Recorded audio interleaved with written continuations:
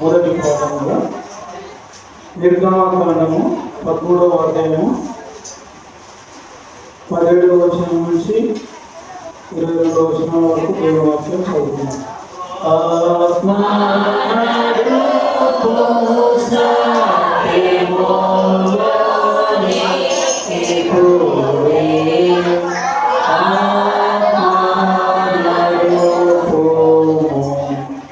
నిర్గమాకాండము 13వ అధ్యాయము 17వ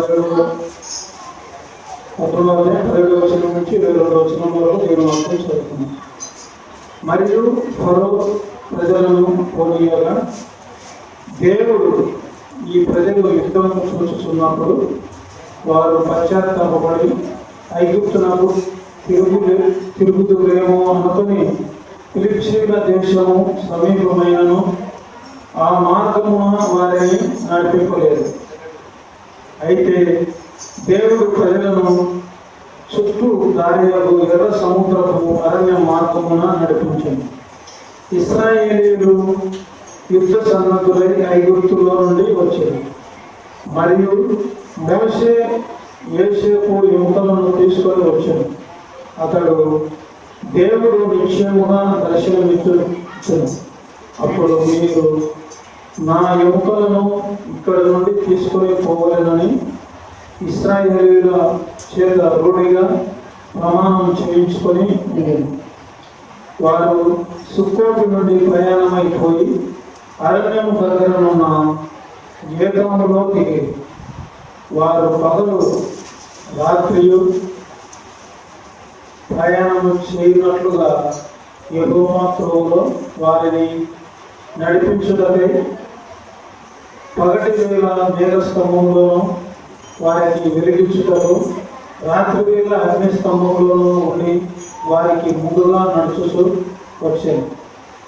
ఆయన పగటి వేళ మేఘస్తంభమైనను రాత్రి వేళ అగ్నిస్తంభమైనను ప్రజల ఎదుట నుండి తొలగింపలేదు. కొద్ది వాక్యం దేవుడు దీవించుగా.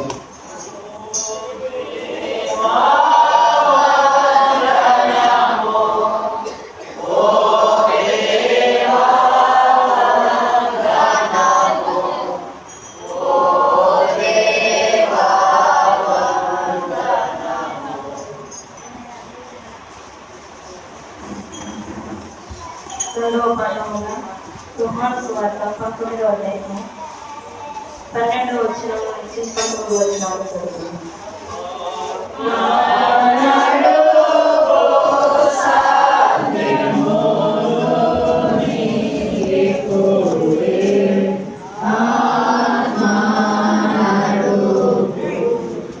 పత్రికల పాఠము 2వ పాఠముగా యోహాను సువార్త 19వ అధ్యాయము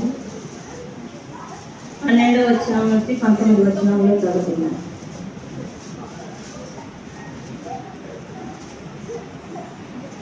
దీన్ని బట్టి పిలాతు ఆయనను విడుదల చేయుటకు యత్నం చేశాను కానీ యూదులు, నీవు ఇతని విడుదల చేసితివా? కైసరులకు స్నేహితుడు కావు, తాను రాజునని చెప్పుకొని ప్రతి వాడును కైసరులకు విరోధముగా మాట్లాడుతున్నవాడే అని కేకలు వేసిరి.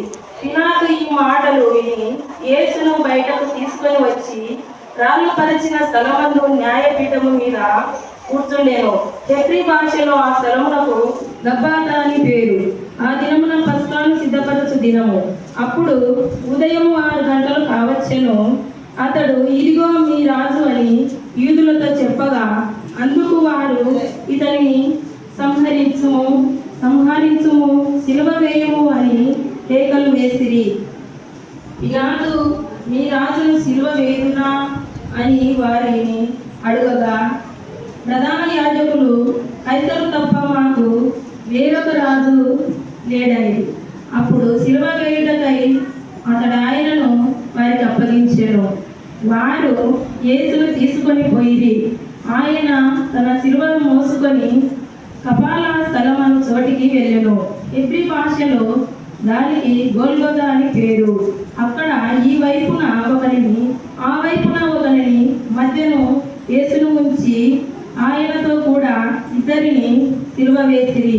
మరియు పిలాతు రాజు, యూదుల రాజైన నజరేయుడగు యేసు అను కైలాసము గ్రహించి శిలువ మీద పెట్టించాను. దేవుడు కొద్ది వాక్యం ఆశీర్వదించును గాక.